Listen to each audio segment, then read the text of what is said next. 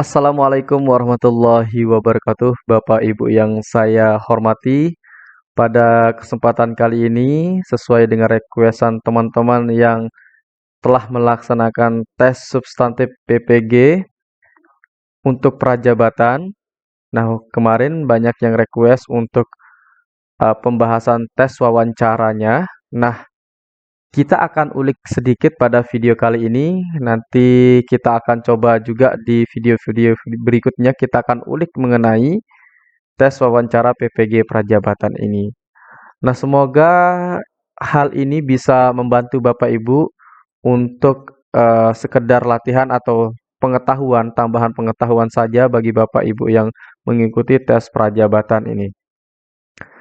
Nah, eh, disclaimer saja Bapak Ibu, apa yang saya sampaikan di sini bukan berarti itu yang akan dimunculkan di dalam tes wawancaranya, karena wawancara itu sesuai dengan keinginan asesornya. Bisa saja nanti saat wawancara Bapak Ibu ditanya mengenai esai yang Bapak Ibu buat, kemudian dengan keadaan saat itu juga, tergantung asesornya ya. Tetapi yang terpenting Bapak Ibu adalah mempersiapkan diri, terutama pengetahuan itu perlu dipersiapkan yang terkait dengan pendidikan atau guru kelas yang akan Bapak Ibu akan ikuti kuliahnya nanti. Oke, mari kita bahas yang pertama dulu mengenai tes wawancara. Di sini di slide saya tuliskan saat wawancara, Bapak Ibu harus memposisikan diri sebagai guru. Setiap pertanyaan dari asesor, Bapak Ibu harus menjawab berdasarkan sudut pandang Anda sebagai guru. Nah, Bapak Ibu nanti pasti akan diberikan banyak masalah. Kemudian ditanyakan masalah tersebut bagaimana cara menyelesaikannya. Dari pertanyaan-pertanyaan tersebut, tentu Bapak Ibu harus menjawabnya dengan sudut pandang Bapak Ibu sebagai guru. Jangan terlepas dari sudut pandang ini, karena ini sangat penting sekali, karena Bapak Ibu mengikuti PPG untuk atau agar Bapak Ibu menjadi guru yang profesional. Itu tujuannya. Bapak Ibu mengikuti PPG ini adalah tujuannya adalah sebagai guru, bukan sebagai yang lain. Jadi, setiap pertanyaan yang diberikan asesor oleh si penanya, maka Bapak Ibu harus menjawab sesuai dengan sudut pandang Anda sebagai guru, bukan sebagai murid, bukan sebagai orang lain. Posisikan diri Anda itu sebagai guru, ya. Jangan posisikan Anda sebagai yang lainnya. Misalkan sebagai wali murid, sebagai kepala sekolah, bukan kepala sekolah, sebagai komite atau kepala desa dan lain-lain, bukan itu. Tetapi sudut pandang Anda mengenai pertanyaan yang diberikan oleh asesor, sudut pandang Anda adalah sebagai guru. Itu adalah poin terpenting yang harus Bapak Ibu lakukan, yang harus Bapak Ibu sebagai dasar berpikirnya. Oke, itu yang pertama Bapak Ibu. Nanti apapun pertanyaannya untuk menjawab soal tersebut, sudut pandangnya adalah Anda sebagai guru. Itu yang terpenting. Kemudian di slide yang kedua ini, pertanyaan mengenai membangun hubungan kerja sama yang positif. Nah, maka Anda harus menjawab dengan sebaik-baiknya cara kerja tim yang baik. Nah, ketika Bapak Ibu nanti sebagai guru, tentu kita bekerja sama dengan orang lain. Kita bekerja sama dengan tim. Kita bekerja sama dengan kepala sekolah. Nah, nanti misalkan Anda ditanya mengenai ada teman Anda yang Anda tidak sukai dan kepala sekolah Anda memerintahkan untuk bekerja sama dengan dia atau satu kelompok kerja dengan dia, maka Anda harus bisa menjawab dengan cara membangun hubungan kerja yang positif dengan teman yang Anda tidak sukai tersebut. Caranya bagaimana? Nah, ini yang perlu Bapak Ibu pelajari. Cara membangun kerjasama tim yang baik. Nah, walaupun Anda tidak suka dengan teman kerja Anda, maka Anda harus bisa membangun hubungan kerja sama yang positif. Ya, kenapa? Karena itu sangat penting sekali. Jangan sampai pekerjaan kita, tupoksi kita tidak kita kerjakan dengan baik. Nah, itu nanti akan membuat tim penanya atau asesor akan mengurangi nilai Anda.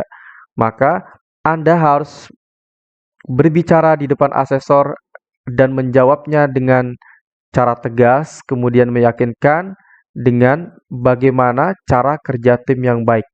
Ah, ini perlu Bapak Ibu pelajari ya. Oke, itu dipelajari saja Bapak Ibu. Mungkin nanti kita bisa berikan contoh soal misalkan ya. Tetapi ini biasanya ada di soal tes PNS ada, di tes-tes yang lain juga ada. Biasanya di tes PNS itu ada. Oke, kita lanjut ke yang ketiga ya. Di slide yang ketiga ini saya menuliskan pertanyaan mengenai integritas Bapak Ibu.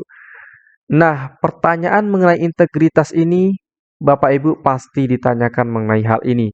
Saat wawancara kerja pasti juga ditanyakan tentang integritas Anda kepada perusahaan, integritas Anda kepada siapa Anda bekerja. Kemudian saat melamar LPDP juga itu tentang integritas. Apa itu integritas? Integritas itu adalah mirip-mirip seperti loyalitas. Yang kita utamakan itu adalah pekerjaan kita.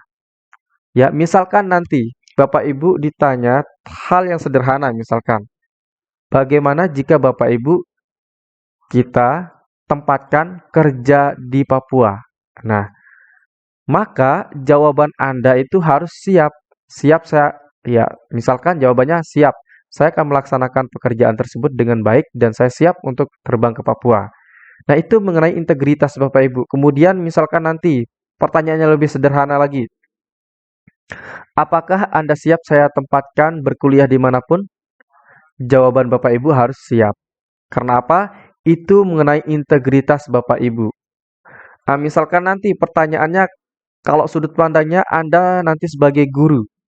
Misalkan diberikan tugas oleh kepala sekolah untuk melaksanakan menjadi pembina upacara, kemudian di saat yang sama, Anda di jalan menemukan, saat Anda berangkat sekolah, menemukan sebuah kecelakaan. Nah, di saat itu ada banyak orang, ada 2 atau 3 atau 5 orang menolong orang yang kecelakaan tersebut. Nah, maka sikap Anda itu seperti apa? Misalkan itu pertanyaannya. Maka kalau kita dihadapkan dengan posisi seperti itu, kita menemukan orang kecelakaan, kemudian kita sudah ditugaskan oleh kepala sekolah untuk menjadi pembina upacara saat itu juga, maka Bapak Ibu harus memilih tugas Anda, tupoksi Anda, atau perintah dari kepala sekolah Anda, yaitu menjadi pembina upacara. Kenapa? Karena itu mengenai integritas kita, Bapak Ibu ya. Kenapa kita tidak tolong? Alasannya kenapa? Nah, ini kan sudah ada yang menolong nih, sudah ada yang menolong orang kecelakaan tersebut. Jadi, itu sudah posisinya aman. Nah, maka Bapak Ibu harus mengutamakan pekerjaan Anda. Di samping itu, pastikan orang yang kecelakaan tersebut sudah ditolong atau ada orang yang menolongnya. Nah, bagaimana ketika orang tersebut tidak ada yang menolongnya? Oke, kalau tidak ada orang yang menolong, tidak ada orang yang lewat sama sekali di tempat itu, maka Bapak Ibu harus menolongnya. Setelah Bapak Ibu menolongnya, kabarkan kepada kepala sekolah Anda atau rekan-rekan ibu guru Anda, karena yang memberikan tugas di sini adalah kepala sekolah, maka Anda harus melaporkan hal tersebut dengan sebenar-benarnya bahwa di tempat tersebut ada orang kecelakaan dan tidak ada orang yang lewat, tidak ada orang yang menolongnya. Karena kita itu ditanyakan mengenai integritas kita, mengenai tanggung jawab kita.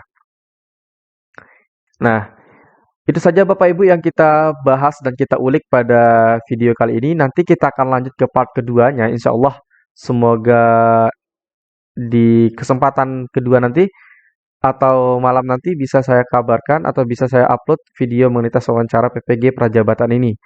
Baik Bapak Ibu, itu saja yang dapat saya sampaikan. Sekian dan terima kasih. Assalamualaikum warahmatullahi wabarakatuh.